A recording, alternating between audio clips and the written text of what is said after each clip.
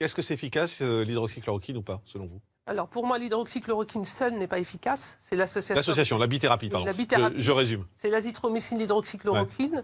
Moi, je pense qu'en tout début de maladie, il n'y a pas besoin, puisque la plupart des patients vont évoluer favorablement.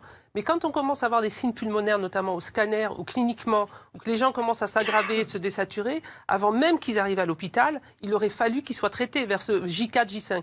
Et nous, on a été énormément en colère. D'ailleurs, tous mes collègues médecins qui ont été malades ont utilisé son traitement. Alors justement, on a le docteur Dan Metanou qui a été malade, et vous avez été victime en plus d'une forme sévère du Covid-19. Vous avez choisi d'utiliser cette bithérapie. J'ai choisi, j'étais chez vous le matin, le vendredi 20, et le soir, je m'effondre dans mon lit d'une fatigue complètement intense, inexpliquée. J'ai fait un scanner qui a montré une atteinte. Alors, pour le secret médical appartient au patient, donc ça me dérange. Vous avez le droit de le lever, tout à fait. J'ai le droit de le lever. Je me suis mis d'autorité sous hydroxychloroquine et azithromycine. J'ai rajouté aussi un anticoagulant.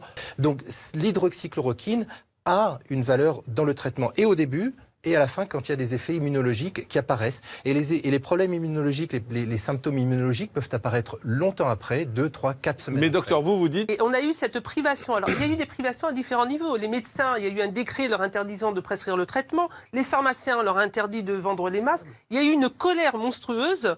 Et du coup, il y a eu cette révolte.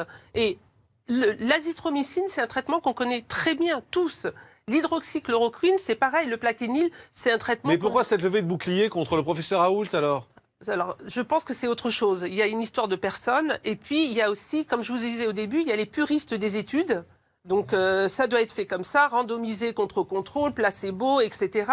Et puis il y a les autres qui se disent qu'ils sont beaucoup plus pragmatiques. On est en situation d'urgence sanitaire. Le médicament, on le connaît, on peut l'utiliser. On sait faire des ECG, on sait à qui il faut le mettre, ne pas le mettre, parce qu'il y avait ces histoires de troubles du rythme et autres. Et on nous a privés de nos compétences et de notre aptitude à traiter. Et du coup, il y a eu une colère très importante et il y a eu deux groupes qui se sont disloqués.